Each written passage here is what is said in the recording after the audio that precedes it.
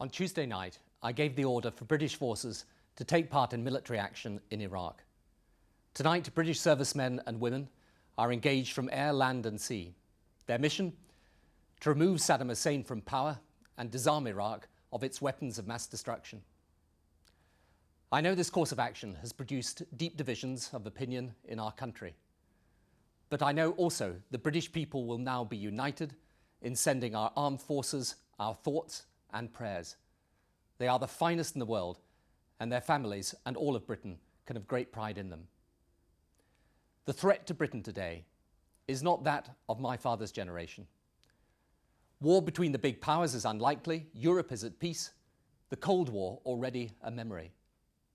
But this new world faces a new threat of disorder and chaos, born either of brutal states like Iraq, armed with weapons of mass destruction, or of extreme terrorist groups.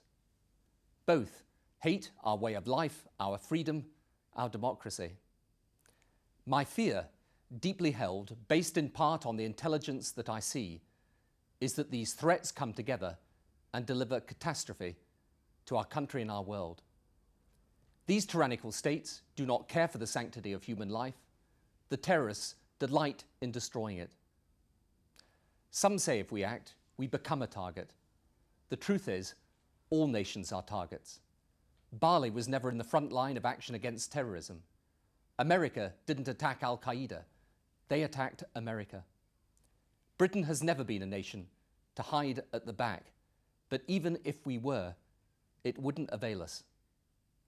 Should terrorists obtain these weapons, now being manufactured and traded around the world, the carnage they could inflict to our economies, our security, to world peace would be beyond our most vivid imagination. My judgment as Prime Minister is that this threat is real, growing, and of an entirely different nature to any conventional threat to our security that Britain has faced before. For 12 years, the world tried to disarm Saddam after his wars in which hundreds of thousands died. UN weapons inspectors say vast amounts of chemical and biological poisons such as anthrax, VX nerve agent and mustard gas remain unaccounted for in Iraq. So our choice is clear: back down and leave Saddam hugely strengthened, or proceed to disarm him by force. Retreat might give us a moment of respite, but years of repentance at our weakness would, I believe, follow. It is true Saddam is not the only threat, but it is true also, as we British know, that the best way to deal with future threats peacefully is to deal with present threats with resolve. Removing Saddam will be a blessing to the Iraqi people.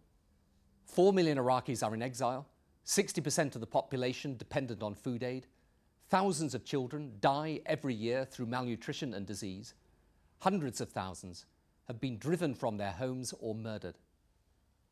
I hope the Iraqi people hear this message. We are with you. Our enemy is not you, but your barbarous rulers. Our commitment to the post-Saddam humanitarian effort will be total.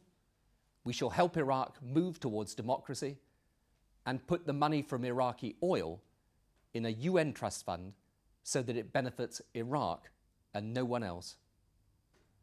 Neither should Iraq be our only concern. President Bush and I have committed ourselves to peace in the Middle East based on a secure state of Israel and a viable Palestinian state. We will strive to see it done. But these challenges and others that confront us, poverty, the environment, the ravages of disease, require a world of order and stability.